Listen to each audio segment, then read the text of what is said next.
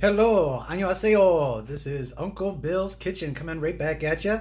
In for a special treat today. I've been on side dish kicks this whole time, at least for the last couple recipes, and I'm excited to share with you one of my all-time favorites. It is zucchini kimchi. Stay tuned.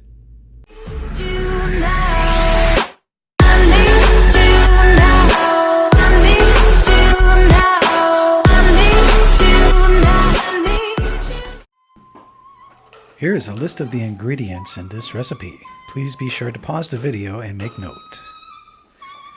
I love Korean food. My favorite is Korean barbecue.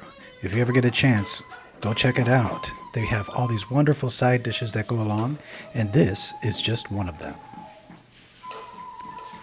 Now let's start off with two very large zucchini I have here, fresh from the garden. We're going to split this down the middle.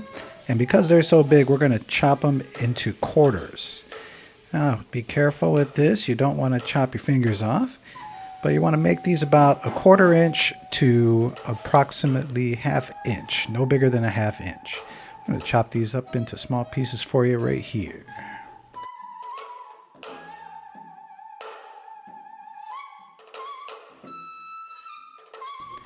And as you can see, they are perfect sized. Now we're going to add some salt, and what this is going to do is it's going to reduce all that moisture inside the vegetables and make it into the kimchi that we want. Stir the salt all over your slices, trying to get every piece to have a little bit of salt on it so you can make sure that it's going to turn out perfectly. Once we're done here, we're going to let this sit for approximately 30 minutes to ferment and get some of that water out. Now while we're waiting, might as well chop up this onion, cut off the ends, remove the outer shell. We're going to cut this right down the middle. Where's that slice? Ah, here it is. All right. And you want to make these as thin as you can. You don't want big chunks because this is going to complement the kimchi, not take over the kimchi. Nice thin slices, just like this. Perfect. Now that it's been 30 minutes, let's test out the zucchini. Oh yeah, it's bendable. That means it's perfect. If it breaks, let it sit a little longer. Then we're going to rinse off that salt. Go through here with some water, rinse it off, strain it, squeeze it, and this is what you have left. Now let's get all the mixing together. First, we're going to take about 1.5 tablespoons of garlic. Pop that right on top. We're going to take about 2 teaspoons of rice vinegar. Oh yeah. Now I only had cooking wine. Mirin is the preferred method, and you're going to use about 1.5 teaspoons. Throw our onions in there. Get our sesame oil. I use about 1 tablespoon here. And for the piece de resistance, the chili flakes. Now you have to use Asian style or Korean style chili flakes.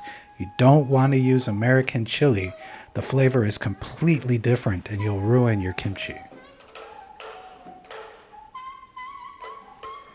Stir, stir, stir. Stir, stir, stir. Oh, the smell is amazing.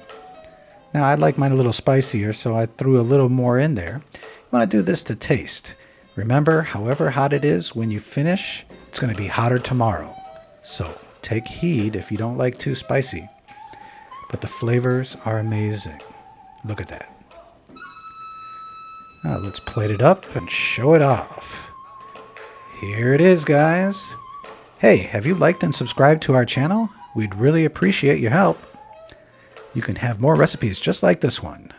Delicious. Thanks for stopping by Uncle Bill's Kitchen. I hope you enjoyed today's episode. Please be sure to like and subscribe to our channel. It's free to you and helps us be seen more on YouTube.